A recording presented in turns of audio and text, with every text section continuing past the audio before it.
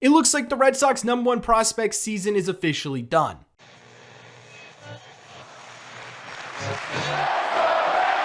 What is going on, everybody? Welcome back to Red Seat Radio. My name is Corbin. Some unfortunate news coming out of the Boston Red Sox organization today as they announced that their #1 prospect will be shut down for the rest of the year. Marcelo Mayer will not be making a return to the Portland Sea Dogs for the rest of the 2023 season. Now, that sounds like a really scary news headline, right? Oh no, the Red Sox #1 prospect down for the rest of the year. This could be a catastrophe. However, it may not be the end of the world, and actually, it could end up helping Marcelo Mayer in the long run. So what we're going to do in today's video is we're going to break down this latest injury. We're going to talk about why Marcelo Mayer went down for the rest of the year, why this decision was made. We're going to be talking about how this affects his timeline, what he's been able to do this year, and how that affects his timeline. And we're going to be talking about how all of this affects the Boston Red Sox. But before we do, it's around 5 o'clock right now by the time you're watching this. We're going to be live on this channel, possibly when you're watching this at 6:40 p.m. Eastern time, to check out the Red Sox taking on the Tampa Bay Rays. There's only a few more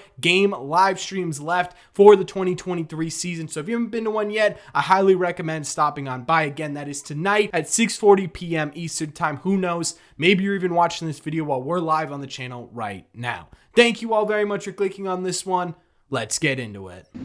Okay, so for those of you who may not know or maybe don't remember, Marcelo Mayer was actually placed on the 7-day IL at the beginning of August, on August 5th. Now, this was retroactive to August 2nd, so it's actually been a little bit over a month, technically, since Marcelo Mayer has been on the injured list. Officially, he was put onto the injured list with left shoulder inflammation. Now, apparently what was happening here was Marcelo Mayer was trying to play through the pain for a little bit, but at the beginning of August, it just ended up being too much, and he and the Red Sox decided, hey, okay, let's take a step back. Let's take a couple of days off. Let's see if we can figure this out to make sure it doesn't become a bigger problem. And that was sort of the original thought process, right? We'll put him on the 7-day IL. He'll be out maybe a week, maybe two, and then he'll get back out there to the Portland Sea Dogs. And actually, the next thing we heard about Marcelo Mayer was on August 12th, where it was talked about how Marcelo Mayer had been getting some treatments, some shots, some different type of work on his shoulder inflammation, and that he was going to be ramping back up into baseball activities. In fact, on August 12th, when that article came out, they were talking about how Marcelo Mayer was going to be back 10 days maximum from August 12th. So that would have been August 22nd, right? Unfortunately,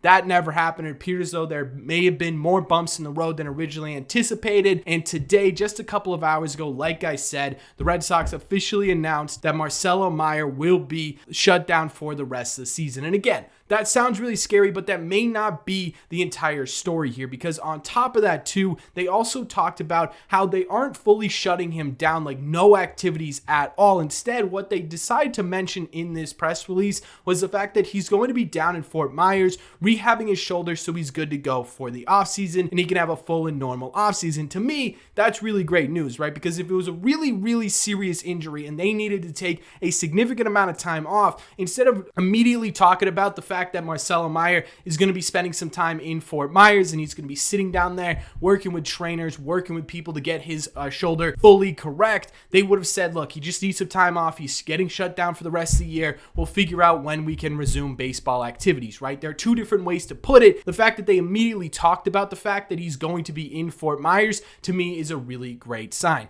And on top of that too, there's a lot to be excited about from this year we saw from Marcelo Mayer, right? He had a really good start to the year in high A baseball, where he hit .290 with a .366 on base percentage and a .524 slug. And then on top of that too, he made the hardest jump you could make in the minor leagues and made his way into Double A, where he definitely did struggle, right? He spent 43 games with the Portland Sea Dogs this year. He hit just a .189 with a .254 on base percentage and a really low .355 slug, good for just a 63 WRC plus, or about 37% below league average production. Like I said, he definitely struggled a bit, but there were still signs of development with Marcelo Mayer in this jump that he made. His batted ball profile, the amount of ground balls, line drives, flyouts, stuff like that remained very similar. His BABIP luck remained pretty similar. It looked like what was happening with Marcelo Mayer was natural, right? He was making adjustments to, again, the hardest level of hitting you were going to have to face in Double A baseball. And on top of that too, he was getting a bit unlucky with his his slash line, and it ended up looking like a really bad start to AA when it really was an actual positive developmental learning experience for Marcelo Mayer in those first 43 games. So again, while it did not look great on paper, Marcelo Mayer made a really big leap in terms of his development, and he is now one step closer to Major League Baseball. So despite the fact that his season ended a little bit earlier, and despite the fact that he did struggle in AA, Marcelo Mayer made some big strides this year. But how does this injury affect his timeline to Major League Baseball, and what does this mean for the Boston Red Sox?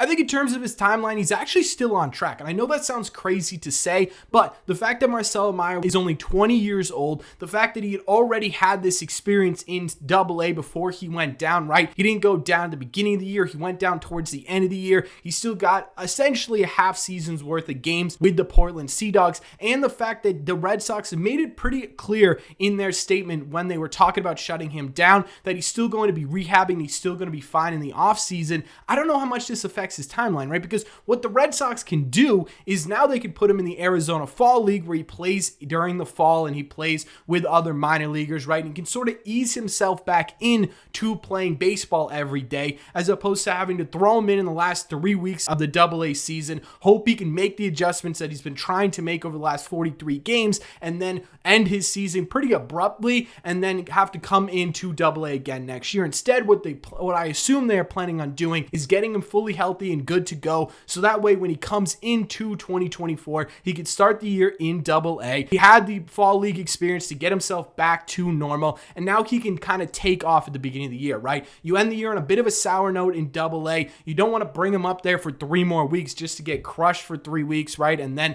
end up having to worry about all of that this offseason, whether you can get healthy or not for the start of 2024, right? In my opinion, the Red Sox shutting him down actually makes sense. You don't want to risk a possible re-injury in the last 3 weeks of a season, right? It's not like he's going to be called up to the majors dependent on that last 3 weeks. You don't want to risk this injury never really healing and then re-injuring it in a worse area, right? And then he's out for a longer period of time, and then that's really going to affect his timeline. So all in all, I don't really think this injury is going to have a massive impact on Marcelo Mayer's timeline, right? He's still young. They're still going to have the ability to ease him into AA, and he could still play every single day next year, specifically with them shutting him down. And I think obviously, ideally, right, when we got Marcelo Mayer called up at the beginning of this year, it was like, okay, if everything goes perfectly, he could come up at the end of 2024. Well, how many times do things really go perfectly, especially in professional sports, right? The realistic possibility here was that Marcelo Mayer was going to be injected into this Red Sox lineup in 2025.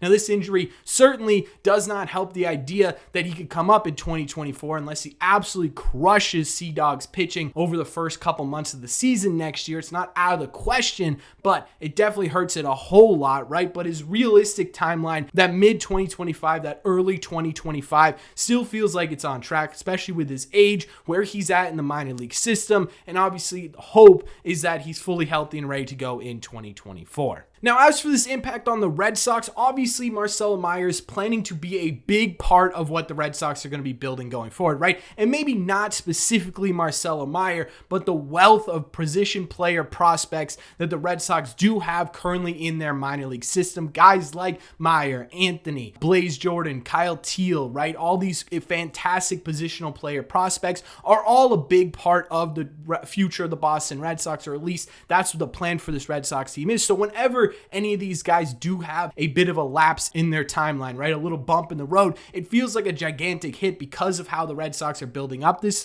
minor league system. But again, I don't think this is going to have a huge impact on the Red Sox as a system. I don't think this is going to have a huge impact on Marcelo Mayer individually. I just think it sucks to see one of your top prospects go down for the rest of the year. And obviously it sucks for Marcelo, who has been grinding every single day, trying to get himself that much closer to playing Major League Baseball, to sort of come to a screeching halt at the end of 2023. But again, I really don't think this is going to be a massive problem for the Red Sox going forward. And I don't think anyone out there should be panicking, calling him a bust, calling him fragile, calling him any of those type of ridiculous names everyone comes up with the second a big player gets hurt, right? I don't think it's time for that yet. It's just something to keep an eye on as he moves forward. And again, I think ultimately we're still going to be seeing Marcelo Mayer when we were supposed to be seeing Marcelo Mayer. But that's just my opinion. So Let me know in the comment section down below. What do you think of all this? What do you think of the Marcelo Mayer injury news? What do you think about his injury? What do you think about the Red Sox idea for fixing it? Let me know all your thoughts